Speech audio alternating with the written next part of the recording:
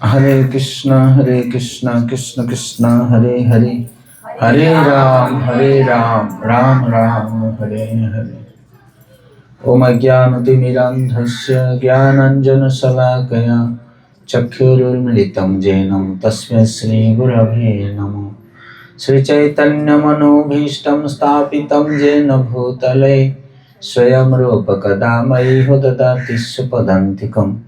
Vandeham Shri Guru Shri Juthapada Kamalam Shri Gurun Vaishnavancha Shri Rupam Sagrajatam Sahagana Raghunath Nityasam Sajivam Sadvaitam Savadhutam Parijana Sahitam Krishna Chaitanya Deva Shri Radha Krishna Padan Sahagana Lalita Shri Visakha Nityasam Namo Vishnu Padaya Krishna Prasthaya Bhutale Srimate Bhakti Vedanta Swamini Namine Namaste Saraswati Deve Gauravani Pracharine Nirvishesha Sunyavadi Paschata Deshatarine Jai Sri Krishna Chaitanya Prabhu Nityananda Sri Advaita Gadadhara Srivasadi Gaura Bhakta Vrinda Hare Krishna Krishna Krishna Hare Hare Hare Rama Rama Rama Hare Hare Ram Ramanuja Sita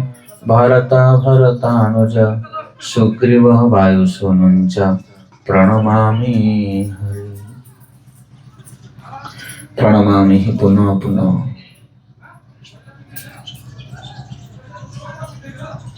Hare Krishna. तो बहुत बड़ सौभाग्य आमर आम मैंने दीर्घ 2 दिन है आपणकर आश्रम सेवा प्राप्त होचु बड़ सुंदर भाव आमर अच्युतानंद गोपाल प्रभु आम प्रसाद रोषे कर दौरान हरि बोल ब्रह्मचारी मानकर सेवा गृहस्थ मान करिया कथा कि आम गृहस्थ ही सेवा ग्रहण करुचु तो आम सर्वदा कृतज्ञ प्रभु जो पाखे आपण मान बहुत भाग्यवान जे भली सुंदर आश्रम आपण मैंने जड़ित होती सेवा पाँच। आज जस्ट सकाळे आमर गुरु महाराज क्लास मु शुणुली मुंबई महाराज क्लास थिला। महाराज कहते कि मनुष्य जीवन हूँ एक्चुअली दुर्लभ जीवन आउ से मनुष्य जीवन दुर्लभ बोली जड़े से अनुभव कर तार दुर्लभ को जिते से सत्संग कर सत्संग कले ही तार जो दुर्लभता आम कौन पाई मनुष्य एत श्रेष्ठ से अनुभव कर आज सत्संग न कर कौन भल गुण रही सी केते भल जगत रे ताको कौन भगवान देइछन्ति सुविधा से सब जिनस से बुझीपार नहीं। से जो मनुष्य मैंने सत्संग करते से निजको महाभाग्यवान बोली मन करते परम सुखी बोली निजको भावती से आ जो मैंने सत्संग वंचित होंगे से मनुष्य जीवन उत्तम लाभ उठे पारती नहीं। से आम समस्ते निजको भाग्यवान मन करवा किसी प्रभुपाद दया आम आज समस्त सत्संग सुविधा पाइचे।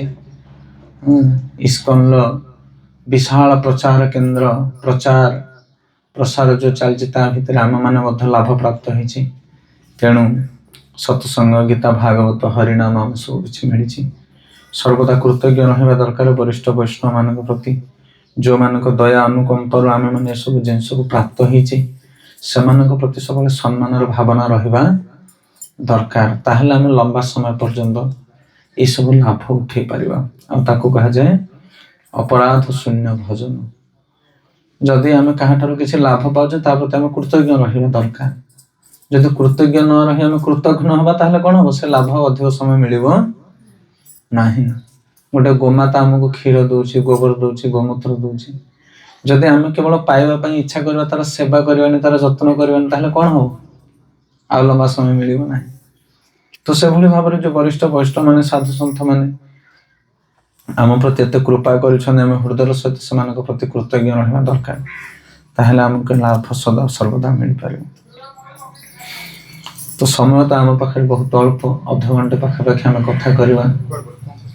तो आम गत काली श्रवण करुले प्रभुजी अच्युतानंद गोपाल प्रभु आमर धारावाहिक भाव कहते राम कथा कि केवल राम कथा को श्रवण करने द्वारा हृदय ईर्षा नष्ट हो जाए। पुरुष राम चरित श्रवण उपधारण अनुशंस पर राजन कर्मबंध विमुच्यते। मनुष्य जीवन कर्म बंधन नष्ट हो हृदय ईर्षा आदि गुण सब नष्ट हो सदगुण प्रकाशित हो विकसित हो।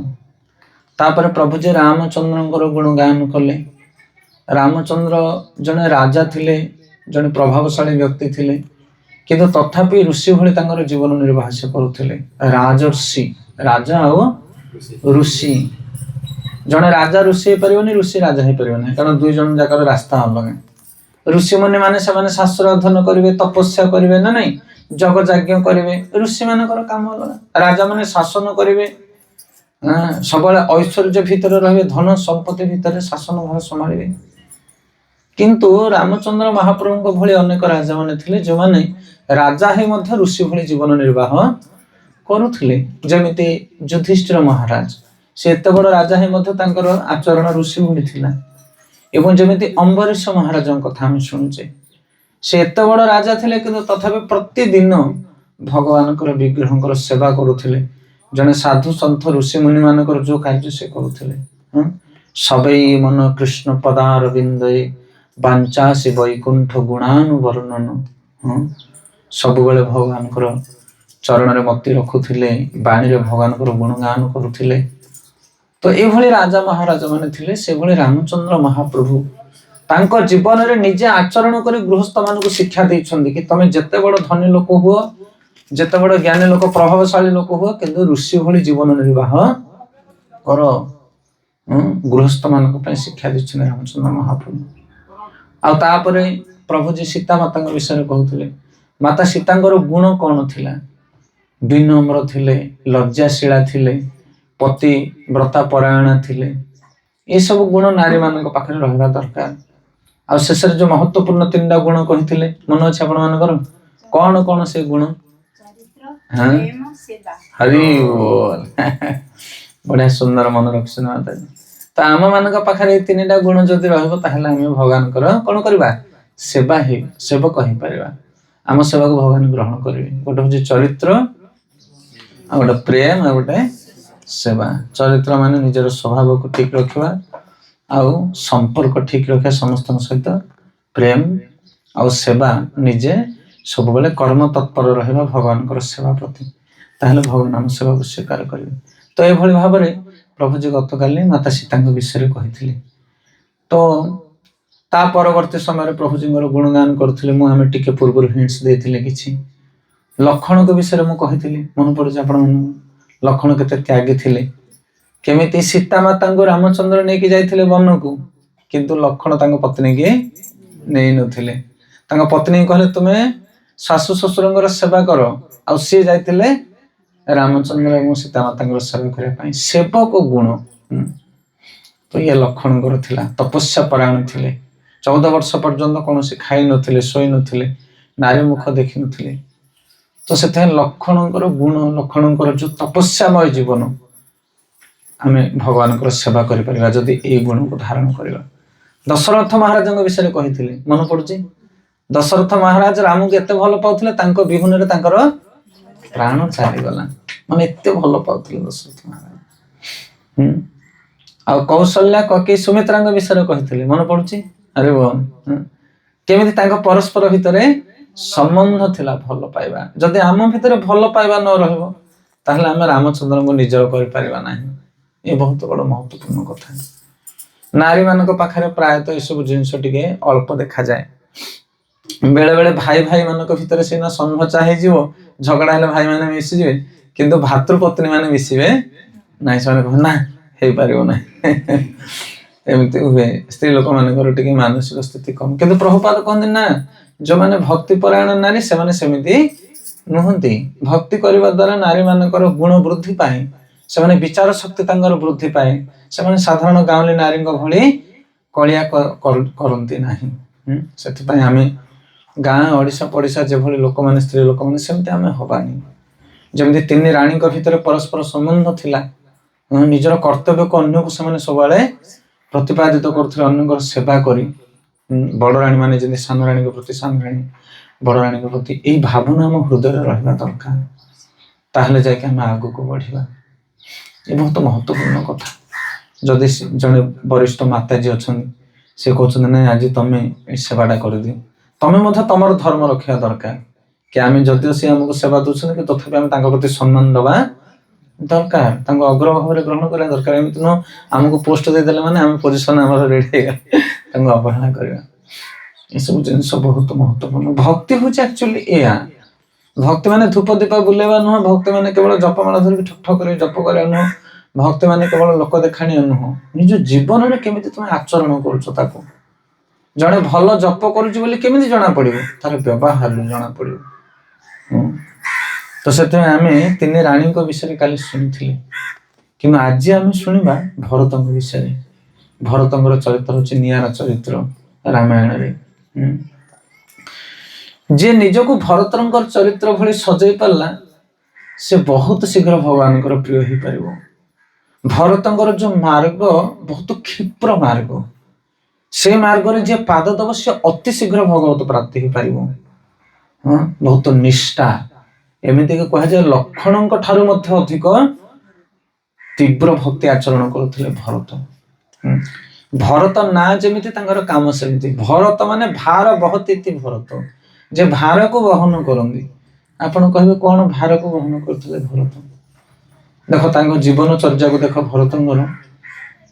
ଯେତେବେଳେ ରାମଚନ୍ଦ୍ର ମହାପ୍ରଭୁ ବନକୁ ଚାଲିଗଲେ କୈକେୟୀଙ୍କର ନିର୍ଦ୍ଦେଶରେ, ସେତେବେଳେ ଭରତ ଘରେ ନଥିଲେ। କୋଉଠି ଥିଲେ ଭରତ? ଶତ୍ରୁଘ୍ନ ମାମୁଁ ଘରେ ଥିଲେ। ଆଉ ରାମଚନ୍ଦ୍ର ଚାଲିଗଲେ, କାରଣ ରାମଚନ୍ଦ୍ର ଜାଣିଛନ୍ତି ଭରତ ଯଦି ଉପସ୍ଥିତ ରହିବ ଅଯୋଧ୍ୟାରେ ତାହେଲେ ସେ ମତେ ଛାଡିବ ନାହିଁ। ଏଇ ଘଟଣାକୁ ଅଘଟଣରେ ସେ ପରିବର୍ତ୍ତନ କରିଦବ। କିଏ? ଭରତ। ସେ ତାଙ୍କ ମାଙ୍କୁ କ୍ଷମା କରିବ ନାହିଁ, ବାପାଙ୍କ ଶପଥକୁ ଗ୍ରହଣ କରିବ ନାହିଁ। ସେ ସବୁ ଏପଟ ସେପଟ କରିଦବ ଭରତ। ସେଥିପାଇଁ ଭରତ ଭଗବାନ ଜାଣିଛନ୍ତି ସବୁ ଲୀଳା, ସେଥିପାଇଁ ସେ ମାମୁଁ ଘରେ ଥିଲା ବେଳେ ଏଇ କାଣ୍ଡକୁ କରିଛନ୍ତି। ଆଉ ଭଗବାନ ସ୍ୱୟଂ ପଳେଇ ଯାଇଛନ୍ତି। ଭରତ ଯେତେବେଳେ ଆସିକି ପହଞ୍ଚୁଛନ୍ତି ଅଯୋଧ୍ୟାରେ, ତାଙ୍କର ଦୁଃଖର ଆଉ ସୀମା ନାହିଁ। ସେ ଯେତେବେଳେ ଶୁଣୁଛନ୍ତି ଯେ କୈକେୟୀଙ୍କ ଯୋଗୁଁ ଭରତ ବନକୁ ଯାଇଛନ୍ତି, ତାଙ୍କ ହୃଦୟ ଫାଟି ଯାଉଛି ପୁରା।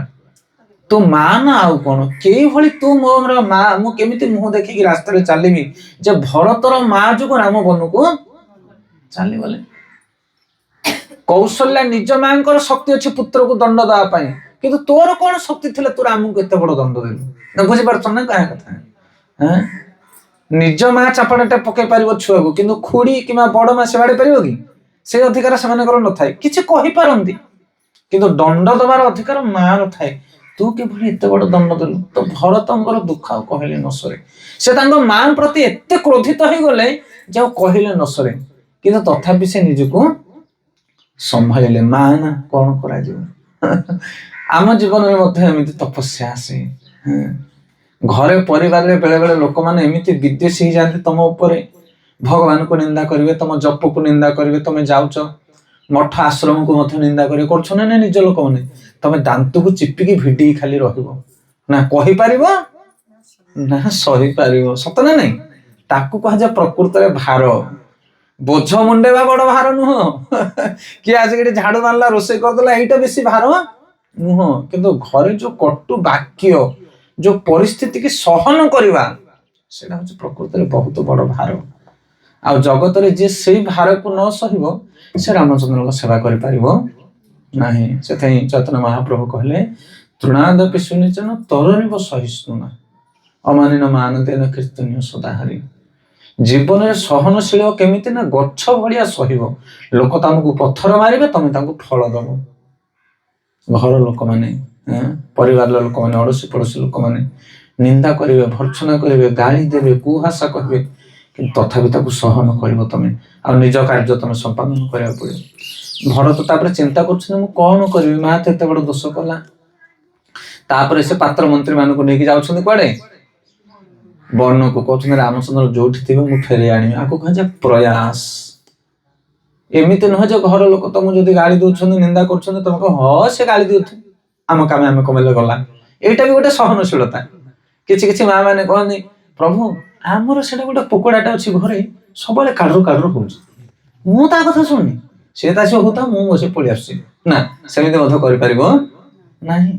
ସେ ସ୍ୱାମୀ, ସେମାନେ ଶ୍ୱଶୁର, ବଡ ଲୋକ ଘରେ ଅଛନ୍ତି, ସେମାନେ ଯଦି ତମ ଉପରେ କ୍ରୋଧ କରୁଛନ୍ତି ତାହେଲେ ତମେ ତାଙ୍କୁ ପ୍ରଚେଷ୍ଟା କରିବ ଶାନ୍ତ କରିବା ପାଇଁ। ଏଇ ଭରତଙ୍କର ଦ୍ୱିତୀୟ ଷ୍ଟେପ ହଉଛି ପ୍ରଚେଷ୍ଟା। ସେ ତାଙ୍କର ନିଜ ଲୋକମାନଙ୍କୁ ଯାଇକି ଜଙ୍ଗଲରେ ପହଞ୍ଚୁଛନ୍ତି, କେତେ ପ୍ରକାର ପ୍ରୟାସ କରୁଛନ୍ତି। ଭରତ ଆଉ ରାମଙ୍କର ଯୋଉ ମିଳନ ହଉଛି ଜଙ୍ଗଲରେ, ବନରେ, ସେ ପ୍ରସଙ୍ଗ ବହୁତ ଗମ୍ଭୀର। ମାନେ ସେ ଯୋଉ ନିୟମ, ସେ ଯୋଉ ନ୍ୟାୟକୁ କେହି ମୀମାଂସା କରିପାରିବେ ନାହିଁ, ଏତେ ଜଟିଳ ନ୍ୟାୟ ସିଏ। ଭରତ ଏତେ ପ୍ରକାର ରାମଚନ୍ଦ୍ରଙ୍କୁ ବୁଝାଉଛନ୍ତି ଯେ ରାମଚନ୍ଦ୍ରଙ୍କ ପାଖରେ ବାଣୀ ରହୁନି ଯେ କଣ କହିକି ଭରତକୁ ମୁଁ ସାନ୍ତ୍ୱନା ଦେବି। ଭରତ କହୁଛନ୍ତି ତୁମେ ଫେରି ଆସିବାକୁ ପଡିବ ଅଯୋଧ୍ୟାକୁ, ତମକୁ ମୁଁ ଛାଡିକି ରହିପାରିବି ନାହିଁ, କଣ ନ୍ୟାୟ ଦଉଛ ଦିଅ, ମୁଁ ତମକୁ ନେଇକି ହିଁ ଯିବି ଅଯୋଧ୍ୟା। ଭରତର ଗୋଟିଏ ପଣ। କିନ୍ତୁ ଶେଷରେ ରାମଚନ୍ଦ୍ର ମହାପ୍ରଭୁ, ସେ ତ ଜଗତପତି, ସେ ସମସ୍ତଙ୍କୁ ବିମୋହିତ କରିବା ବାଲା, ସେ ବହୁତ ସୁନ୍ଦର କଥା କହି ଭରତକୁ ବୁଝେଇ ଦଉଛନ୍ତି। କହୁଛନ୍ତି ଦେଖେ ଭରତ, ମୁଁ ତତେ କଥା ଦଉଛି, ବେଶୀ ନାହିଁ 14 ବର୍ଷ, ଏଇ ବୁଲିକି ଚାହୁଁ ଚାହୁଁ 14 ବର୍ଷ ଚାଲିଯିବ, ମୁଁ ଆସିକି ତୋ ପାଖରେ ନିଶ୍ଚିତ ପହଞ୍ଚିବି। ଏଇ କଥାଟାକୁ ଭରତ ଗଣ୍ଠି ପକଉଛନ୍ତି। କଣ କହୁଛନ୍ତି ଭରତ? କହୁଛନ୍ତି ପ୍ରଭୁ ଏଇ କଥା ଆପଣ ମନେ ରଖନ୍ତୁ, ମୁଁ ଅଯୋଧ୍ୟାକୁ ଯିବି, ଅଯୋଧ୍ୟା ରାଜ୍ୟକୁ ସମ୍ଭାଳିବି, ଆପଣଙ୍କର ଅନୁପସ୍ଥିତିରେ ମୁଁ ସେ ରାଜ୍ୟକୁ ସମ୍ଭାଳିବି, ଗୋଟେ ସେବକ ଭଳିଆ, ରାଜା ଭଳି ନୁହଁ, ସେବକ ଭଳି ସମ୍ଭାଳିବି, ସେବକ ଭଳି। କିନ୍ତୁ ମନେ ରଖ, ଯୋଉ ଦିନ 14 ବର୍ଷ ପୂର୍ଣ୍ଣ ହବ ସେଇଦିନ ତୁମେ ଅଯୋଧ୍ୟାରେ ପହଞ୍ଚିବା ଦରକାର। ଏଇ ଶପଥ ତମେ ମୋ ପାଖରେ ଆଜି କର। ଆଉ ଯଦି 14 ବର୍ଷ ପରିବାର 2 ଦିନ, ଗୋଟିଏ ଦିନ ବି ଅତିବାହିତ ହବ, ଆଉ ଭରତକୁ ତମେ ଦେଖିବ ନାହିଁ। ଏ ହଉଛି ନିଷ୍ପତ୍ତି ନେଉଛନ୍ତି ସେ। ସେଥିପାଇଁ ଆମେ ବି ଘରେ ଯୋଉମାନେ ଆମ ପ୍ରତି ଈର୍ଷାଳୁ ଅଛନ୍ତି, ଆମେ ସେମାନଙ୍କୁ ଚେଷ୍ଟା କରିବା ଭକ୍ତି ମାର୍ଗକୁ ଆଣିବା ପାଇଁ। ଯଦି ସେମାନେ ବି ନ ଆସନ୍ତି, ଆମକୁ ଗାଳି ମନ୍ଦ କରୁଛନ୍ତି, ତାଙ୍କ ଆଗରେ ତୁମେ କଣ କରିବ? ସଂକଳ୍ପ ନେଇପାରିବ। ଠିକ ଅଛି, ତମେ ପରା କହୁଛ ମାଛ ମାଂସ ରାନ୍ଧିକି ଦେବି, ମୁଁ ତମକୁ ମାଛ ମାଂସ ରାନ୍ଧିକି ଦେବି, ମନା ନାହିଁ, କିନ୍ତୁ ମୁଁ ଯୋଉଠିକି ପ୍ରୋଗ୍ରାମ ଡାକି ତମେ ଯିବ ନା। ହରିବ କଣ ବୁଝିପାରୁଛ ନା ନାଇଁ କାହା କଥା?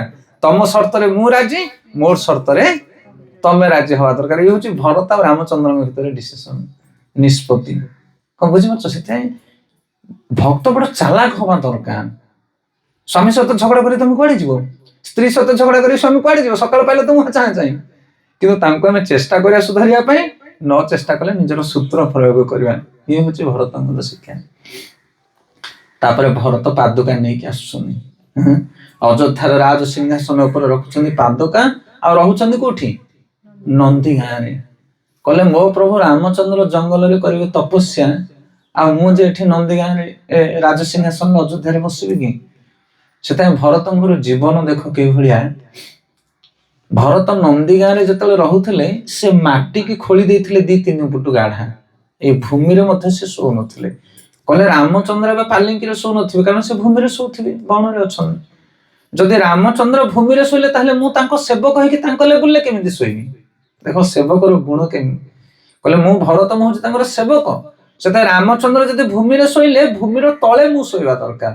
ଭୂମିକି ଖୋଳିକି ଗୋଟେ 3-4 ଫୁଟ ଗାଢା କଲେ, ଆଉ ସେ ଗାଢା ତଳେ ଯାଇକି ଶୁଅନ୍ତି। କିଏ? ଭରତ।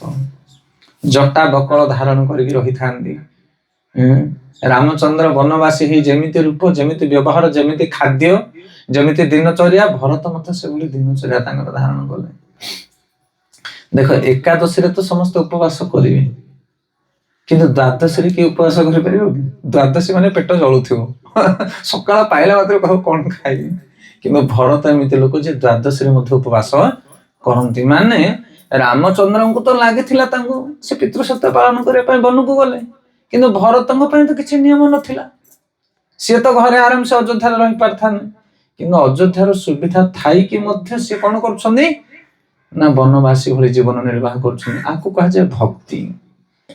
ଆମ ଘରେ ସବୁ ପ୍ରକାର ସୁବିଧା ଥିବ ଖାଇବା ପିଇବା ପାଇଁ, କିନ୍ତୁ ଆମେ ଆମ ପାଇଁ ଯାହା ଅନୁକୂଳ ସେଟାକୁ ଆମେ ଗ୍ରହଣ କରିବା। ଭକ୍ତ ସବୁବେଳେ ନିଜ ସ୍ଥିତିକୁ ଦେଖିକି ଗ୍ରହଣ କରେ। ଅନୁକୂଲ୍ୟସ୍ୟ ସଂକଳ୍ପ, ପ୍ରତିକୂଲ୍ୟସ୍ୟ ବର୍ଜନ। ଯୋଉଟା ଆମ ପାଇଁ ଅନୁକୂଳ ନୁହଁ ତାକୁ ଆମେ ଗ୍ରହଣ କରିବାନି।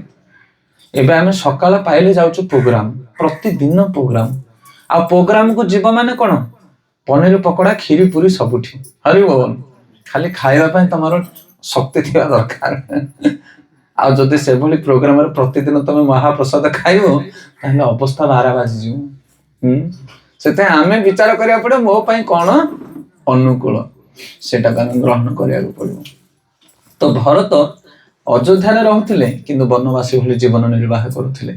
ଆମେ ବହୁତ ସନ୍ନ୍ୟାସୀ ମହାରାଜ ମାନଙ୍କୁ ଦେଖିଛୁ, ପ୍ରୋଗ୍ରାମ ଯେତେବେଳେ ହବ ବହୁତ ବଢିଆ ସବୁ ରୋଷେଇବାସ ସବୁ କିଛି ହବ, କିନ୍ତୁ ମହାରାଜ ସିଜା ସନ୍ତୁଳା ଏଇସବୁ ଜିନିଷ ଭୋଜନ କରିବେ, କିନ୍ତୁ ଅନ୍ୟମାନେ ଛପନ ଭୋଗ ଖାଉଥିବେ ସାଧାରଣ ଲୋକମାନେ।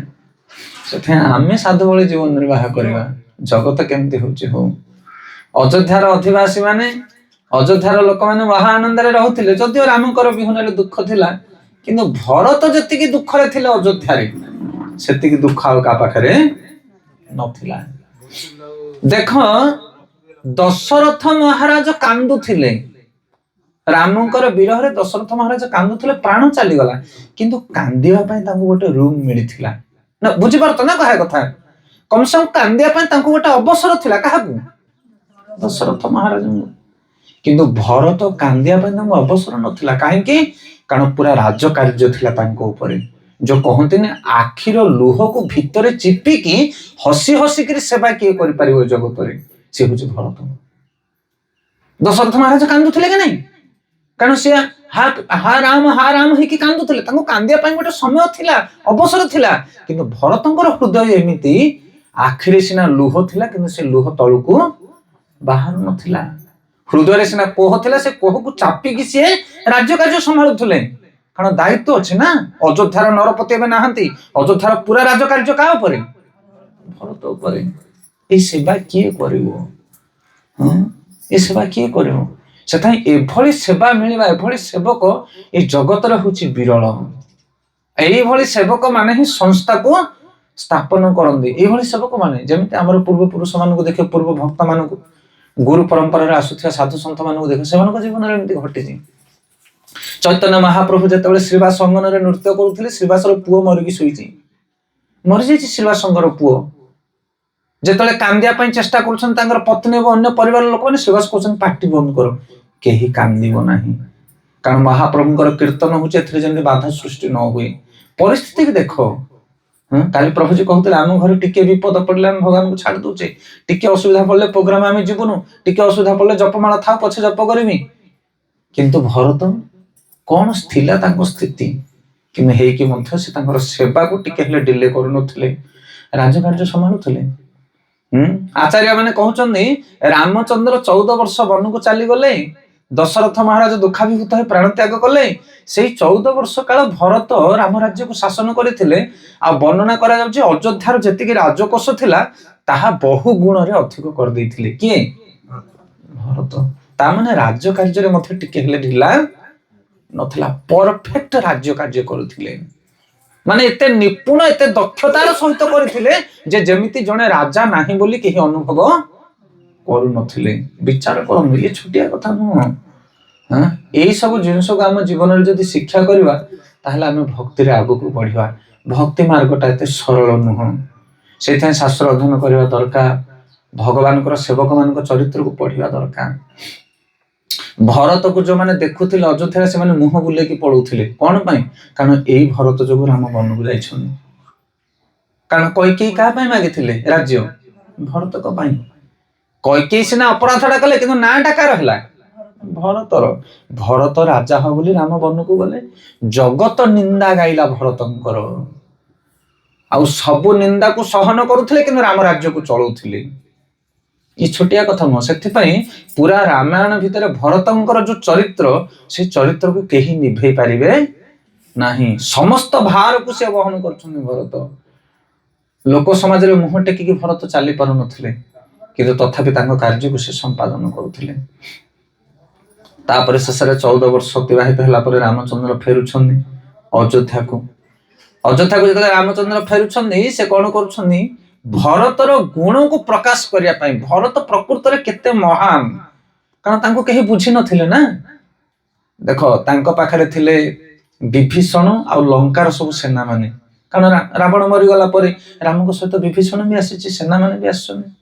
ବାଳିକୁ ବଦ୍ଧ କଲା ପରେ ସୁଗ୍ରୀବ ହେଇଛି କିସ୍କିନ୍ଧାର ରାଜା। ସେଥିପାଇଁ କିସ୍କିନ୍ଧାର ସବୁ ବାନର ସେନାମାନେ ଆଉ ସୁଗ୍ରୀବ, ବାଳି ଏମାନେ ମଧ୍ୟ ସବୁ, ସୁଗ୍ରୀବ ଆଉ ଅଙ୍ଗଦ ଏମାନେ ସବୁ ଆସିଛନ୍ତି। ଅଯୋଧ୍ୟାରେ ଲଙ୍କାର ସୈନ୍ୟ ସାମନ୍ତ କିସ୍କିନ୍ୟାର ସୈନ୍ୟ ସମେତ ରାଜ ପାରିଷଦ ଅଯୋଧ୍ୟାରେ ସବୁ ପୂର୍ଣ୍ଣ ହେଇଯାଇଛନ୍ତି ଲୋକମାନେ। ରାମଙ୍କ ପଛରେ ସମସ୍ତେ ଆସିଛନ୍ତି। ଆଉ କୋଉଥିରେ ଆସିଛନ୍ତି ଜାଣିଛ? କୋଉଥିରେ? ପୁଷ୍ପକ ବିମାନରେ। ପୁଷ୍ପକ ବିମାନରେ ଏମିତି ଶକ୍ତି, 1000 ଲୋକ ଛାଡିକି 5000 ଲୋକ ବସିଲେ ମଧ୍ୟ ସେ ବିମାନ ରେଡି। 2 ଜଣ ବସିଲେ ସେ ବାଇକ ଭଳିଆ ହବ, 4 ଜଣ ବସିଲେ ଅଟୋ ଭଳିଆ ହବ, 10 ଜଣ ବସିଲେ ବସ୍ ଭଳିଆ ହବ, 50 ଜଣ ବସିଲେ ଫ୍ଲାଇଟ ଭଳିଆ ହବ। ଆଉ 1000 ଲୋକ ବସିଲେ ତା ଭଳିଆ ସେ ଯାନ ହବ। ସେ ଶକ୍ତି ତାର। ଆଜିକାଲି କି ଯାନ ଆମ ପାଖରେ ଅଛି? ତ ପୁଷ୍ପକ ବିମାନରେ ବସି ସମସ୍ତେ ଯେତେବେଳେ ଅଯୋଧ୍ୟାକୁ ଆସୁଛନ୍ତି, ରାମଚନ୍ଦ୍ର ମହାପ୍ରଭୁ ଅଯୋଧ୍ୟା ପୂର୍ବରୁ ରଖି ଦଉଛନ୍ତି ପୁଷ୍ପକକୁ। କଣ ପାଇଁ ରଖୁଛନ୍ତି? କାରଣ ଭରତଙ୍କର ଗୁଣକୁ ପ୍ରକାଶ କରିବା ପାଇଁ, କି ଭରତ ପ୍ରକୃତରେ କେତେ ଭଲ ପାଏ ମତେ। କାରଣ ଏମାନେ ତ ଜାଣିନଥିଲେ ନା କିଏ କିସ୍କିନ୍ୟାର ଲୋକମାନେ, ବାନର ସେନା ଜାଣିନାହାନ୍ତି ଭରତକୁ। ଦେଖିଛନ୍ତି କି? ଲକ୍ଷ୍ମଣକୁ ଦେଖିଛନ୍ତି ନା? ଆଉ ବିଭୀଷଣ ଆଦି ଅସୁର ମାନେ ସେମାନେ ମଧ୍ୟ ଭରତକୁ ଦେଖି ନାହାନ୍ତି। ସେଥିପାଇଁ ଭରତର ଗୁଣ କଣ, ଭରତର ଚରିତ୍ର କେତେ ଉନ୍ନତ, ସେଇ ଜିନିଷଟାକୁ ସମସ୍ତଙ୍କୁ ଦର୍ଶିବା ପାଇଁ ରାମଚନ୍ଦ୍ର ଭରଦ୍ୱାଜ ଋଷିଙ୍କ ଆଶ୍ରମରେ ତାଙ୍କର ଗାଡିକି ଅଟକେଇ ଦଉଛନ୍ତି। ପୁଷ୍ପକ ବିମାନ ରହୁଛି। ଆଉ ହନୁମାନଙ୍କୁ ପଠଉଛନ୍ତି, କହୁଛନ୍ତି ହନୁମାନ ତମେ ଯାଇକି ଟିକେ ଭରତକୁ ଦେଖିକି ଆସିବ। ଏତେ ଦିନ 14 ବର୍ଷ କାଳ ଭରତ ରାଜୁତି କଲାଣି ଅଯୋଧ୍ୟାରେ। ଯଦି ତାର ଅଯୋଧ୍ୟା ପ୍ରତି ଆସକ୍ତି ହେଇଯାଇଥିବ, ତାହେଲେ ଆମେ ଆଉ ସେ ଅଯୋଧ୍ୟାକୁ ଯିବାନି। ହେଲେ ରାମଚନ୍ଦ୍ରଙ୍କର ଗୁଣକୁ ଦେଖ। ତ ଯଦି ଆମର ଧନ ସମ୍ପତ୍ତି ଉପରେ, ଆମ ଘର ଉପରେ, ଆମ ମନ ଉପରେ ଆମର ଅଧିକାର ଅଛି, ତାହେଲେ ରାମଚନ୍ଦ୍ର ସେଟା ଗ୍ରହଣ କରିବେ ନାହିଁ। ତାକୁ କୁହାଯାଏ ସମର୍ପଣ ଭାବ। କଣ କୁହାଯାଏ ତାକୁ? ତ ଆମର ଧନ ଜନ ପୁତ୍ର ପତ୍ରୀ ଯାହା କିଛି ଅଛି, ସବୁ କିଛି ଭଗବାନଙ୍କର। ଭଗବାନ ଆମକୁ ଦେଇଛନ୍ତି, କିନ୍ତୁ ଆମେ ନିଜର ବୋଲି ଭାବିକି ତାକୁ ମାଡି ବସିକି ରହିଛେ। ମୋର ବଳ, ମୋର ଶକ୍ତି, ମୁଁ ଯଦି ଟିକେ କୀର୍ତ୍ତନ କରିପାରୁଛି, ମୁଁ ଟିକେ ଭଲ ଗାଇ ପାରୁଛି ବୋଲେ ମୁଁ ନିଜର କ୍ରେଡିଟ ଦେଖଉଛି ନା ନାଇଁ? ଏ କଣ ତମର ଏଇ ଜାଗ ସବୁ? ତମର ଗାଇବା କହିବା ଶକ୍ତି ତମର ଅଛି? କାର ଏଇ ଜାଗ? ପ୍ରଭୁ ଦେଇଛନ୍ତି ତମକୁ। ଆଉ ତମେ ଛାତି ଫୁଲେଇକି ନିଜର ବୋଲି କହୁଛ। ତ ଯୋଉମାନେ ନିଜର ଧନ ପ୍ରତି, ନିଜର ବ୍ୟବହାର ପ୍ରତି, ନିଜର ଶକ୍ତି ସାମର୍ଥ୍ୟ ପ୍ରତି ଅହଙ୍କାର ହେଇଯାଆନ୍ତି, ତାକୁ ରାମଚନ୍ଦ୍ର ଗ୍ରହଣ କରନ୍ତି ନାହିଁ। ବା ସେଇ ଜିନିଷ ତାକୁ ରାମଙ୍କ ସେବାରେ ଲାଗେ ନାହିଁ। ତମେ ଯେତେ ବଡ ସେବା କରୁଛ କର, ଯଦି ଅଭିମାନ ରହିଲା ମୁଁ କରୁଛି ବୋଲି, ତାହେଲେ ସେଟା ଭଗବାନଙ୍କ ସେବାରେ ଲାଗିବ ନାହିଁ। ଭଗବାନ ସେଟାକୁ ଗ୍ରହଣ କରିବେ ନାହିଁ।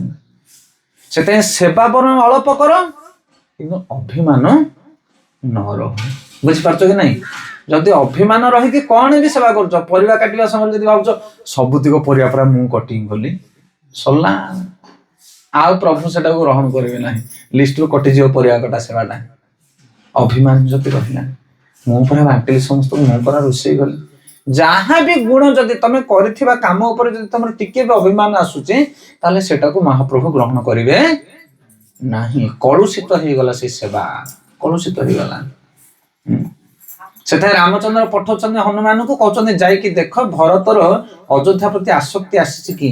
ଯଦି ଆସିଥିବ ତାହେଲେ ଆମେ ଆଉ ଅଯୋଧ୍ୟା ଯିବାନି। ତ ହନୁମାନ ଯାଇକି ପହଞ୍ଚୁଛନ୍ତି ଭରତଙ୍କ ପାଖରେ। ଦେଖିଲା ସେ ଅଯୋଧ୍ୟାରେ କୋଉଠି ଅଛନ୍ତି? ନନ୍ଦୀଗାଁରେ। ଆଉ ନନ୍ଦୀଗାଁରେ ହନୁମାନଙ୍କୁ ଜଣା। କଣ ପାଇଁ ହନୁମାନଙ୍କୁ ଜଣା ଭରତ ନନ୍ଦୀଗାଁରେ ଅଛି ବୋଲି? କାରଣ ଯେତେବେଳେ ହନୁମାନ ଆସିଥିଲେ ଗନ୍ଧମାର୍ଦ୍ଦନ ପର୍ବତ ନେବା ପାଇଁ, ବାଟୁଳି ମାରିକି ଖସେଇ ଦେଇଥିଲେ ଭରତ। ସେ ପଡିଥିଲେ କୋଉଠି? ନନ୍ଦୀଗାଁ। ସେଟା ସିକ୍ରେଟ ଥିଲା, ସେଟା କେହି ଜାଣିନଥିଲେ ଏ କଥାଟା। କେତେବେଳେ ଜଣା ପଡିଲା ଜାଣିଛ? ଯେତେବେଳେ ଲବକୁଶ ରାମାୟଣ ଗାଇଲେ ରାଜସଭାରେ। ରାଜସଭାରେ ଯେତେବେଳେ ଲବକୁଶ ରାମାୟଣ ଗାଇଲେ, ସେତେବେଳେ ଗାଇ ଗାଇ ଯାଉ ଯାଉ ଏଇ କଥା ମଧ୍ୟ ପଡିଲା। ହନୁମାନ ଗନ୍ଧମାର୍ଦ୍ଦନ ପାଇଁ ଗଲା, ରାସ୍ତାରେ ଆସୁଥିଲା ବେଳେ ଭରତ ବାଟୁଳି ମାରିଲା, ସେ ତଳୁ ଗଡି ପଡିଲା। କହିଲେ ସବୁ ଅନାଅନି ହେଲେ, କହିଲା ଏଇ କଥା ଆମେ ଜାଣୁ, ହନୁମାନ ତୁ ଗଳି ପଡିଥିଲୁ ସତରେ? କାରଣ ସେ ଏଇ କଥା ସିକ୍ରେଟ ଥିଲା ପୁରା। ଭରତ ପଚାରିଲା, ଭରତ ତୁମେ ହନୁମାନ ସହିତ ମିଶିଥିଲ? ନା ହଁ ମିଶିଥିଲୁ, କିନ୍ତୁ ଓପେନ ହେଇନଥିଲା କଥା। ଏଇ 2 ଜଣ ଯାକ କଥାବାର୍ତ୍ତା ହେଇଥିଲେ, ହନୁ ଆଉ କିଏ? ଭରତ। କହିଲେ ତୁ କାହାକୁ କହିବୁନି, ମୁଁ କାହାକୁ କହିବିନି। ଯେମିତି ବାଇକରେ ସାଙ୍ଗ 2 ଜଣ ଯାଉଥିବେ, ଯଦି ଗଳି ପଡିବେ ରାସ୍ତାରେ, କହିବେ କହିବୁନି କାହାକୁ ଆମେ ଗଳି ପଡିଲେ ବୋଲି, ଲୋକ କଣ କହିବେ? ସେଥିପାଇଁ ଭରତକୁ ହନୁମାନ କହୁଛନ୍ତି, ଆରେ ତୁମେ କିଏ? ତୁମର ବାଟୁଳିରେ ମୋ ଭଳିଆ ଗୋଟେ ଲୋକ ଗଳିକି ପଡିଗଲା ତଳେ, ଜଗତରେ ମତେ କଣ କହିବେ? ହନୁମାନ ଗୋଟେ ବାଟୁଳି ମାଡରେ ପଡିଗଲା। ଭରତ କହୁଛି, ଆରେ ତୁମେ କିଏ? ମୋ ବାଟୁଳି ମାଡ ଖାଇକି ମତେ ତମେ କଥା କହୁଛ? କାରଣ ଏଇ ବାଟୁଳି ଯାହା ଦେହରେ ବାଜିବ ସେ ପ୍ରାଣ ପାଇବ ନାହିଁ ନା ବୁଝିପାରୁଛ ନା ମାନେ ଦି ଜଣ ଯାକର ଶକ୍ତି ଉପରେ ଏତେ ପ୍ରଗାଢ଼ତା ଥିଲା ତାଙ୍କର। ସେଥିପାଇଁ ଭରତ କହୁଛି ମତେ ଲାଜ ମାଡ଼ିବ ତୁ ବଞ୍ଚିଛୁ ବୋଲି ଜାଣିଲେ, ସେଥିପାଇଁ କାହାକୁ କହିବୁନି ମୁଁ ବଞ୍ଚିଗଲି ବୋଲି। ହନୁମାନ କହୁଛି ତୁ କହିବୁନି କାହାକୁ ମୁଁ ମାରି କାହାକୁ ଖସେଇଦେଲି ବୋଲି। ତ ଏଟା ସିକ୍ରେଟ ଥିଲା ଦି ଜଣ ଯାକର। ସେଥିପାଇଁ ହନୁମାନଙ୍କୁ ରାମ ପଠଉଛନ୍ତି, କାରଣ ଇଏ ଜାଣିଛି ଭରତ କୋଉଠି ଅଛି। କିଏ ସିନା ଜାଣନ୍ତିନି କଣ, ରାମ ଜାଣନ୍ତିନି କଣ ଘଟୁଛି, ସେ ତ ଅନ୍ତର୍ଯ୍ୟାମୀ।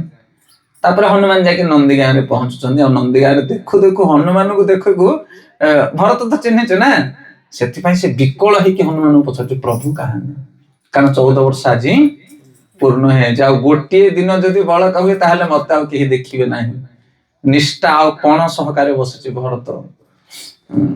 ସେଥିପାଇଁ ଭରତ ପଣ ନେଇଛି। ହନୁମାନ ଯେତେବେଳେ ଦେଖୁଛି ଭରତଙ୍କର ଏଇ ନିଷ୍ଠା, ତା ହୃଦୟ ପୁରା ଗଦଗଦ ହେଇଯାଉଛି। ହନୁମାନ ଭାବୁଛି ଆମେ କି ସେବକ, ରାମଚନ୍ଦ୍ରଙ୍କର ପାଖରେ ଥାଇକି ଆମେ ତାଙ୍କ ପ୍ରତି ଯେତିକି ଭକ୍ତି ନାହିଁ, ତାଙ୍କ ଠାରୁ ବହୁ ଦୂରରେ ଥାଇ ଭରତଙ୍କର କି ଭକ୍ତି। ହନୁମାନ ନିଜକୁ ସେଠି କଣ ଭାବୁଛନ୍ତି, କୃତ୍ୟ ମନେ କରୁଛନ୍ତି, କହୁଛନ୍ତି ଆହା। ତାପରେ ହନୁମାନ ଯାଇକି କଣ କରୁଛନ୍ତି, ରାମଚନ୍ଦ୍ରଙ୍କୁ ଗୁଣଗାନ କରୁଛନ୍ତି। କାହାର, ଭରତଙ୍କର। କହୁଛନ୍ତି ରାମଚନ୍ଦ୍ରଙ୍କ ଭରତଙ୍କର ହୃଦୟରେ ଅଯୋଧ୍ୟା ପ୍ରତି ଲେଶ ମାତ୍ର ଇଚ୍ଛା ନାହିଁ, ଅଭିଳାଷ ନାହିଁ। ହେ ପ୍ରଭୁ ରାମଚନ୍ଦ୍ର, ସେ କାନ୍ଦୁଛି ଭରତ। ସେ ସେଇ ଦିନର କଥାକୁ ମନେ ପକଉଛି। ଏବେ ବି ଯୋଉ ଦିନ ପାଦୁକା ନେଇକି ଆସିଥିଲା, କହୁଛି ଆଜି 14 ବର୍ଷ ପୂର୍ଣ୍ଣ ହେଇଛି, ଯଦି ପ୍ରଭୁ ରାମଚନ୍ଦ୍ର ନ ଆସିବେ ଆଜି, ତାହେଲେ ମୁଁ ପ୍ରାଣ ଝାସ ଦେବି। ଏଇ କଥା ଶୁଣିଲା ପରେ ରାମଚନ୍ଦ୍ର ମଧ୍ୟ ଗଦଗଦ ହଉଛନ୍ତି। ଖାଲି ରାମଚନ୍ଦ୍ର ନୁହଁ, ସେଠି ଯେତେ ସବୁ ଥିଲେ ଅଧିବାସୀ ମାନେ, ଯୋଉମାନେ ଥିଲେ ସମସ୍ତେ ଆନନ୍ଦରେ ନାଚି ଉଠୁଛନ୍ତି। ଭରତ ଏମିତିକାର ବ୍ୟକ୍ତି, କାରଣ ଆଉ ଟିକେ ପରେ ସମସ୍ତେ ଭରତକୁ ମିଶିବେ ନା। ସେଇଥିପାଇଁ ରାମଚନ୍ଦ୍ର ସମସ୍ତଙ୍କୁ ପ୍ରିପେୟାର କରିଦଉଛନ୍ତି, ତୁମେ ଯାହାକୁ ମିଶିବା ପାଇଁ ଯାଉଛ ଅଯୋଧ୍ୟାର ନରପତି ଯିଏ ଏବେ ଭରତ, ସେ ସାଧାରଣ ଲୋକ ନୁହଁ, ସିଏ ମୋର ଶତ୍ରୁ ନୁହଁ, ସେ ମୋର ଶତ୍ରୁ ଭରତ ନୁହଁ, ସେ ଜଗତର ସବୁଠାରୁ ମୋର ପ୍ରିୟ, ତାର ଭଳି ଜଗତରେ କେହି ନାହାନ୍ତି। ତ ଏଇ କଥା କିଏ କହୁଛନ୍ତି, ହନୁମାନ କହୁଛନ୍ତି ସମସ୍ତଙ୍କ ଆଗରେ।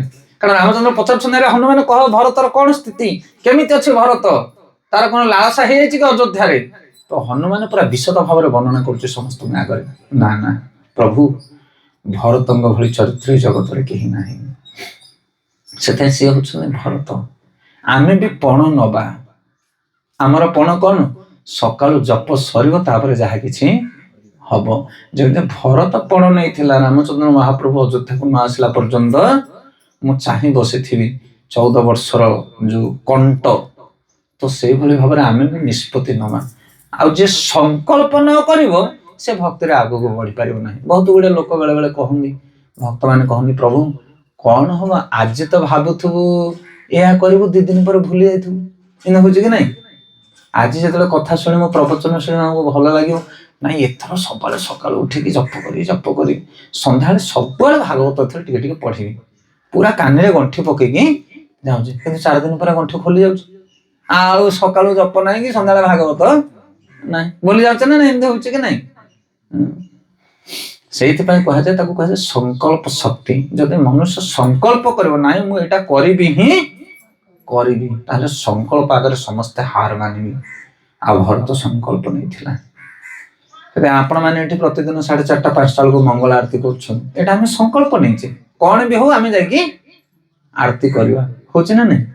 କେତେ ଅସୁବିଧା ସୁବିଧା, ଭଲ ମନ୍ଦ, ଦେହ ପା ଇତ୍ୟାଦି ରହୁଛି, କିନ୍ତୁ ତଥାପି 4:30 5ଟା ବେଳେ ଏଠି ଘଣ୍ଟି ବାଜୁଛି। ତ ସେଇଭଳି ଭାବରେ ଭରତଙ୍କର ଚରିତ୍ର ହଉଛି ନିଆରା ଚରିତ୍ର। ସେ ମହାପ୍ରଭୁ ରାମଚନ୍ଦ୍ରଙ୍କର ସମସ୍ତ ଭାରକୁ ବହନ କରିଥିଲେ, ଆଉ ରାମଚନ୍ଦ୍ରଙ୍କର ପ୍ରିୟ ହେଇପାରିଥିଲେ। ସେଥିପାଇଁ ଆମ ଜୀବନରେ ଆମେ ମଧ୍ୟ ରାମଙ୍କର ଯଦି ପ୍ରିୟ ହେବା ପାଇଁ ଚାହୁଁଛେ, ରାମ ଯିଏ କୃଷ୍ଣ ସେଇ, ତାଙ୍କ ଭିତରେ କିଛି ଡିଫରେନ୍ସ ନାହିଁ, ଫରକ ନାହିଁ। ସେଥିପାଇଁ ଭଗବାନଙ୍କୁ ପ୍ରସନ୍ନତା କରିବା ପାଇଁ ହେଲେ ଆମେ ଲୋକ ଦେଖାଣିଆ ଭକ୍ତି କେବଳ ଚାଲିବନି, ଆମ ହୃଦୟକୁ ଆମେ ପରିବର୍ତ୍ତନ କରିବାକୁ ପଡିବ, ଆମ ଭାବନାକୁ ଆମେ ପରିବର୍ତ୍ତନ କରିବାକୁ ପଡିବ, ଆମ ଚିନ୍ତା ଚେତନାକୁ ପରିବର୍ତ୍ତନ କରିବାକୁ ପଡିବ। ଯେମିତି ରାମଙ୍କର ପ୍ରିୟଜନ ମାନେ ଥିଲେ, ଦଶରଥ ମହାରାଜ, କୌଶଲ୍ୟା କୈକେୟୀ ସୁମିତ୍ରା, ଲକ୍ଷ୍ମଣ, ଭରତ, ଏମାନଙ୍କ ଭଳି ଯଦି ଆମ ଚରିତ୍ରକୁ ଆମେ ସୁଧାରିବା, ତାହେଲେ ରାମଚନ୍ଦ୍ର ମହାପ୍ରଭୁଙ୍କର ଅତୀବ ପ୍ରିୟ ହେଇପାରିବା ଆମେ।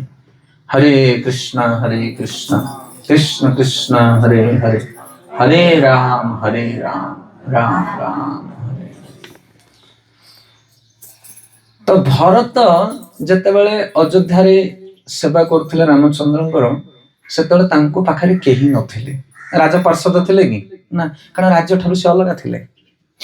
ରାଜ୍ୟର ଅଧିବାସୀ ମାନେ ମଧ୍ୟ ତାଙ୍କୁ ଭଲ ପାଉନଥିଲେ, ସମସ୍ତେ ତାଙ୍କୁ ନିନ୍ଦା କରୁଥିଲେ, ଘୃଣା କରୁଥିଲେ, ଘୃଣା ଚକ୍ଷୁରେ ଦେଖୁଥିଲେ। କିନ୍ତୁ ଭରତଙ୍କ ପାଖରେ ଜଣେ ଲୋକ ଥିଲା। କିଏ ସେ? ଶତ୍ରୁଘ୍ନ। ସେଥିପାଇଁ ଭରତଙ୍କ ଠାରୁ ଶତ୍ରୁଘ୍ନଙ୍କର ଚରିତ୍ର ଆହୁରି ଉନ୍ନତ। ଦେଖନ୍ତୁ କେତେ ଗଭୀର ଗଭୀରକୁ ଯିବାକୁ ପଡୁଛି ଭକ୍ତିରେ। ଶତ୍ରୁଘ୍ନଙ୍କର ଚରିତ୍ର କଣ ନା, ଶତ୍ରୁଘ୍ନ ହଉଛନ୍ତି କୈଙ୍କର୍ୟ ଭାବକୁ ଧାରଣ କରିବା ବାଲା। କୈଙ୍କର୍ୟ ମାନେ କିଙ୍କର ଗୁଣ। କିଙ୍କର, କିଂ ମାନେ କଣ, କର ମାନେ କରିବି। ଭରତଙ୍କର ଏଇଟା ହଉଛି ମୂଳ ମନ୍ତ୍ର। କାରଣ ଶତ୍ରୁଘ୍ନଙ୍କର, ଶତ୍ରୁଘ୍ନ ଜୀବନରେ ଶପଥ ନେଇଛନ୍ତି। ତାଙ୍କ ମା ଯେତେବେଳେ ଆଦେଶ ଦେଇଛନ୍ତି, କଣ ଆଦେଶ ଦେଇଥିଲେ ମା? କି ଭରତ ପଛରେ ସବୁବେଳେ ରହିବୁ। ସୁମିତ୍ରାଙ୍କର ଆଦେଶ ଶତ୍ରୁଘ୍ନ ପ୍ରତି। ତ ଶତ୍ରୁଘ୍ନ ଭରତଙ୍କ ପଛରେ ରହୁଥିଲେ। କଣ କରିବି କୁହ, ଖାଲି ଏତିକି ତାଙ୍କ ପାଖରେ ଅଭିଯୋଗ ଥିଲା। ସବୁବେଳେ ଭରତଙ୍କ ପଛରେ ରହୁଥିଲେ ଶତ୍ରୁଘ୍ନ। ଯେତେବେଳେ ଯାହା ଭରତ କହୁଥିଲେ ତାହା କରୁଥିଲେ, କିନ୍ତୁ ପର୍ଦା ବାହାରକୁ ସେ ଦେଖା ଯାଉନଥିଲେ। ଦେଖ, ରାମଚନ୍ଦ୍ରଙ୍କ ପାଖରେ ରହିଲେ ଲକ୍ଷ୍ମଣ, ଜଗତ ଜାଣିଲା ଲକ୍ଷ୍ମଣଙ୍କର କୀର୍ତ୍ତି। ଜାଣିଲା କି ନାଇଁ? ପ୍ରତି ପଦରେ, ପ୍ରତି ପଦରେ ଲକ୍ଷ୍ମଣ ରାମଙ୍କ ପାଖରେ ଥିଲେ। ସେଠାରେ ରାମ ଯୁଆଡେ ଲକ୍ଷ୍ମଣ ସିଆଡେ। ଯୋଉ ଯେମିତି ମହାରାଜାଙ୍କ ପାଖରେ ଯଦି ଗୋଟେ ଲୋକ ଥିବ, ମହାରାଜ ଯୁଆଡେ ଯିବେ ତାଙ୍କ ପଛରେ ତାଙ୍କର ଫଟୋ ଆସୁଥିବ। ଯୋଉଠି ମହାରାଜାଙ୍କ ଫଟୋ ଉଠିଥିବ ତାଙ୍କ ଫଟୋ ସେଇଠି ଉଠିଥିବ। କାହିଁକି? କାରଣ ମହାରାଜାଙ୍କ ନିଜ ଲୋକ। ମହାରାଜ ଆଶାସନରେ ବସିଲେ ସେ କ୍ୟାମେରା ଧରିକି ବୁଲୁଥିବ। ମହାରାଜ କାରରୁ ଓହ୍ଲେଇଲେ ସେ ତାଙ୍କ ଚପଲ ସାଇଡ କରୁଥିବ ତାଙ୍କ ପାଖରେ। ସେମିତି ରାମଚନ୍ଦ୍ର ପାଖରେ କିଏ? ଜଗତ ଜାଣିଲା ଲକ୍ଷ୍ମଣଙ୍କର କୀର୍ତ୍ତି। ତପସ୍ୟା କରିଥିଲେ ସିଏ, ମନା ନାହିଁ, ନିଷ୍ଠା ଥିଲା, କିନ୍ତୁ କୀର୍ତ୍ତି ସମସ୍ତେ ଜାଣିଲେ। ସମସ୍ତେ ଲକ୍ଷ୍ମଣଙ୍କୁ ଜାଣନ୍ତି। ଭରତଙ୍କର କୀର୍ତ୍ତି ମଧ୍ୟ ଜଗତରେ ଜାଣିଲେ। ଏତେ ତ୍ୟାଗ ଭରତଙ୍କର ଜାଣିଲେ କି ନାଇଁ? ସମସ୍ତେ ଜାଣିଛନ୍ତି ଭରତଙ୍କ ଚରିତ୍ର। କିନ୍ତୁ ଶତ୍ରୁଘ୍ନଙ୍କ ଚରିତ୍ର କିଏ ଜାଣିଛି? ପର୍ଦା ଫ୍ଲାସ ନାହିଁ। ଶତ୍ରୁଘ୍ନଙ୍କ ଚରିତ୍ର ବିଷୟରେ କେହି ଜାଣନ୍ତି ନାହିଁ। ଆଉ ଶତ୍ରୁଘ୍ନଙ୍କ ଚରିତ୍ରକୁ ଜଣେ ଜାଣନ୍ତି, ସେ ହେଉଛନ୍ତି ରାମଚନ୍ଦ୍ର। ଏଇ ଜଗତର ଲୋକଙ୍କୁ ଦେଖିବା ପାଇଁ ଆମେ ଭକ୍ତି କରିବା ନାହିଁ। ଆମ ଭକ୍ତି ଭଗବାନ ଦେଖୁଛନ୍ତି, କିଏ ନ ଦେଖନ୍ତୁ। ଯେମିତି ଉଦାହରଣ ସ୍ୱରୂପ ଆମର ଏଠି ଜଣେ ପ୍ରଭୁଜୀ ଆସନ୍ତି, ବଡ ବଡ ପ୍ରଭୁଜୀ ମାନେ ଆସନ୍ତି ବେଳେ ବେଳେ। ତ ପ୍ରଭୁଜୀ ଯେତେବେଳେ ବସିକି ପ୍ରସାଦ ପାଉଛନ୍ତି, ମାତାଜୀ 2 ଜଣ ଆଣିକି ତାଙ୍କୁ ସେବା ଦେଲେ, ମନେକର କଲେ, ପ୍ରସାଦ ଟିକେ ଦେଲେ, ଅନ୍ନ ଦେଲେ, ତରକାରୀ ଦେଲେ, ଡାଲି ଦେଲେ, ବହୁତ ବଢିଆ ଟେଷ୍ଟି ହେଇଛି, 8-10 ପ୍ରକାର ଆଇଟମ ବନା ହେଇଛି। ପ୍ରଭୁଜୀ ପଚାରି ସବୁ କିଏ କରୁଛି? ଆପଣ ମାନେ ସବୁ କରୁଛନ୍ତି ମା ମାନେ। ଓହୋ, ବହୁତ ବଢିଆ, ବହୁତ ବଢିଆ, କି ସୁନ୍ଦର ପ୍ରସାଦ ଲାଗୁଛି। କାହାକୁ କହୁଛନ୍ତି? ଯିଏ ବାଣ୍ଟୁଛି। କିନ୍ତୁ ଆଉ ଜଣେ ମା ଅଛି, ଯିଏ ତାକୁ ବାଣ୍ଟିବା ପାଇଁ ସମୟ ନାହିଁ, ସକାଳୁ ତାର ଘର କାମ ବହୁତ, ସିଏ ଆସିକି ସକାଳୁ ରୋଷେଇ ବାସ କରିଦେଇକି ଥୋଇ ଦେଇକି ପଳେଇଛି। ତା କାମ ତାକୁ ବଳକା। ପ୍ରଭୁଜୀ ତାକୁ ଜମା ଦେଖି ନାହାନ୍ତି। ପ୍ରଭୁଜୀ ଯେତେବେଳେ ଯାଉଛନ୍ତି ସେତେବେଳେ ସମସ୍ତଙ୍କୁ ଗିଫ୍ଟ ଦଉଛନ୍ତି। ମା ମାନେ ରୋଷେଇ କଲ ବଢିଆ, ପ୍ରଭୁ ମାନେ ଏତେ ଆରେଞ୍ଜମେଣ୍ଟ କରୁଛୁ, ସମସ୍ତଙ୍କୁ ବହି ଗିଫ୍ଟ ଦଉଛନ୍ତି। କିନ୍ତୁ ସେଇ ଗିଫ୍ଟ ଜଣଙ୍କ ହାତରେ ପଡୁନି। କିଏ ସିଏ? ଯେ ସକାଳୁ ରୋଷେଇ କରିଦେଇ ପଳେଇଛି। ତାକୁ କିଏ ଦେଖିଛି? କେହି ଦେଖିନି ତାକୁ। କିନ୍ତୁ ତାରି ସେବା ସମସ୍ତେ ପାଇଲେ। କଣ ବୁଝିପାରୁଛନ୍ତି କାହା କଥା? ଆଉ ସିଏ ହଉଛି ଶତ୍ରୁଘ୍ନ। ଶତ୍ରୁଘ୍ନକୁ ବାହାରେ କେହି ଦେଖନ୍ତି ନାହିଁ, କିନ୍ତୁ ପୁରା ସେବାର ଯୋଉ ମୂଳଦୁଆ ତାକୁ ସେ ଧାରଣ କରନ୍ତି ଶତ୍ରୁଘ୍ନ। ଭରତ ଏତେ କଷ୍ଟରେ ରାଜ୍ୟ ଶାସନ କରୁଥିଲେ। ଭରତଙ୍କ ଜୀବନରେ ଏତେ ଦୁଃଖ ଥିଲା, ତାଙ୍କ ପାଖରେ କେହି ନଥିଲେ।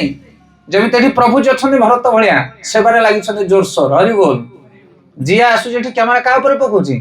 ଅଚ୍ୟୁତାନନ୍ଦ ଗୋପାଳ ପ୍ରଭୁ। ହରି ବୋଲ। ତାଙ୍କର ସମସ୍ତେ ଗୁଣଗାନ କରୁଛନ୍ତି, କାରଣ ଭରତ ଭଳିଆ ସେଇଠି ସେବା କରୁଛନ୍ତି।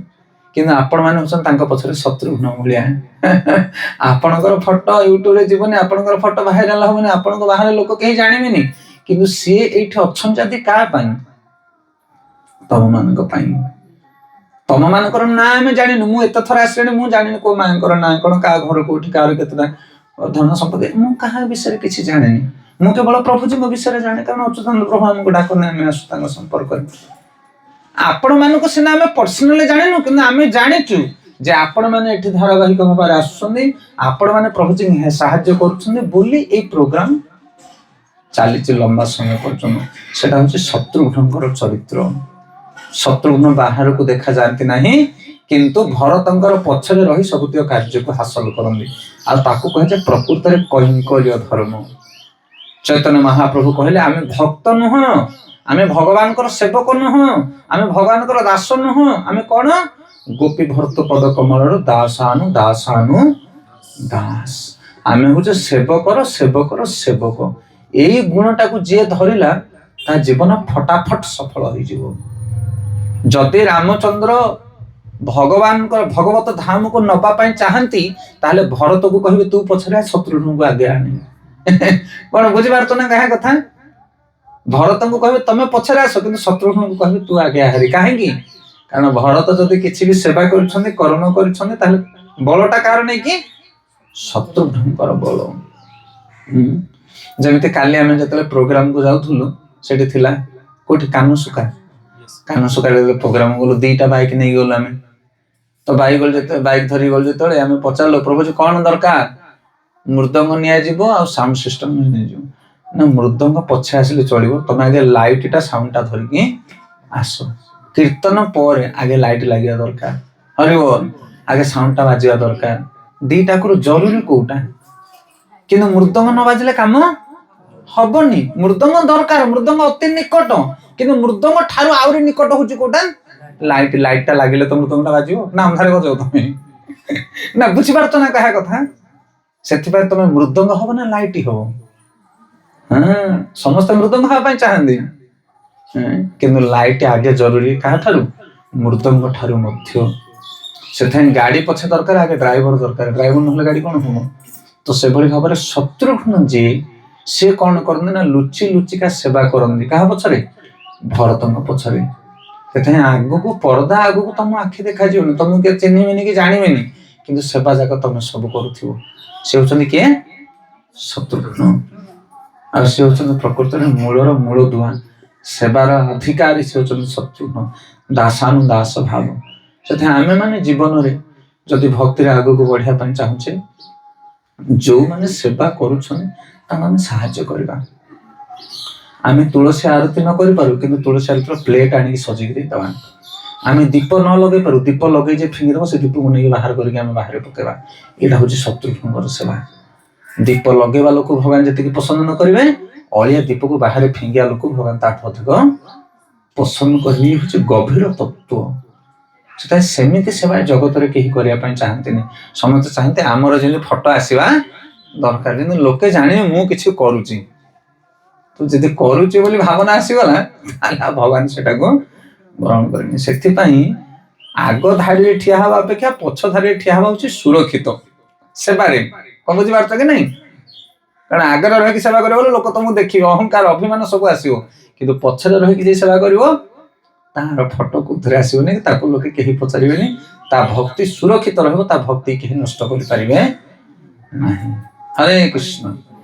ଯେମିତି ଏଇଠିକି ଆମେ ଆସିଲା ମାତ୍ରେ ବ୍ୟାସାସନ ପକେଇ ଦେଇକି ପ୍ରଭୁଜୀ ବସି ଦଉଛନ୍ତି, ତମେ କ୍ୟାମେରା ଆଗରେ ବସ। ବୁଝିପାରୁଛ କି ନାଇଁ? ସେ ଧୀରେ ପଛରେ ଲୁଚି ଯାଉଛନ୍ତି, କାରଣ ସବୁତିକ କୃପା ପାଉଛନ୍ତି ସେ।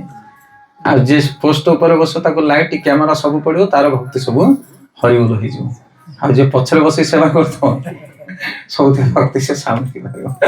ସେଥିପାଇଁ ଶତ୍ରୁଘ୍ନଙ୍କର ଚରିତ୍ର ହଉଛି ଭରତଙ୍କ ଚରିତ୍ର ଠାରୁ ମଧ୍ୟ ଆହୁରି ଶ୍ରେଷ୍ଠ ମହାନ। ହରେ କୃଷ୍ଣ। ବହୁତ ବହୁତ ଧନ୍ୟବାଦ। ତ ଆପଣ ମାନେ ଦୀର୍ଘ ସମୟ ଧରି ଏଠି ବଡ ସୁନ୍ଦର ଭାବରେ ସେବା କରି ଆସୁଛନ୍ତି। ଭଗବାନଙ୍କର କଥା ଶୁଣିବା ପାଇଁ ଆପଣ ମାନଙ୍କର ଏତେ ରୁଚି ଅଛି, ସେଟା ବହୁତ ମହତ୍ୱପୂର୍ଣ୍ଣ। ଯଦି ଆମେ ବାରମ୍ବାର ଶ୍ରବଣ କରିବା, ଆଜି ଆମେ ସୁଧୁରିନେ ମନା ନାହିଁ, ଯୋଉ କଥା ଆମେ କହୁଛେ ସେଟା ଆମେ ପାଳନ କରିପାରୁନି। ନାଇଁ ରାଗ କ୍ରୋଧ ହିଂସା ଏସବୁ ରହୁଛି, ମୁଁ ଜାଣିଛି ସବୁ ରହିବ। କାରଣ ଆମେ ମାନେ ତ କହିକିରି ଘୁଷି ଘୁଷିକି ଆମର ରହୁଛି, ଆଉ ତମେ ଶୁଣି ଶୁଣିକିରି ତମର କଣ ନ ରହିବ। ସେ କହିଲା ତେଲ ଫ୍ୟାକ୍ଟ୍ରି କରିବା ଲୋକ ତା ମୁଣ୍ଡ ତ ନିଖୁରା, ଆଉ ତେଲ କିଣିକି ନେଇକି ତମ ମୁଣ୍ଡ କଣ ତେଲିଆ ହବ? ନା ବୁଝିପାରୁଛ ନାଇଁ କଥା?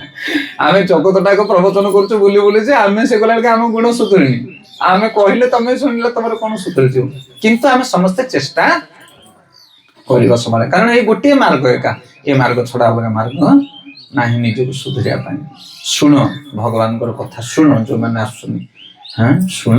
ଆଉ ଯାହା ସେବା ମିଳୁଛି ଅଭିମାନ ଶୂନ୍ୟ ହେଇ, ଭାଇଚାରା ରଖି ପରସ୍ପର ଭିତରେ ଭାଇ ଭଉଣୀ ଭଳି ବଞ୍ଚି ସେବା କର, ଅଭିମାନକୁ ପରିତ୍ୟାଗ କର, ତାହେଲେ ତମେ ବହୁତ ପ୍ରଗତି ହବ, ବଡ ଆନନ୍ଦ ପାଇବ ଭକ୍ତିରେ।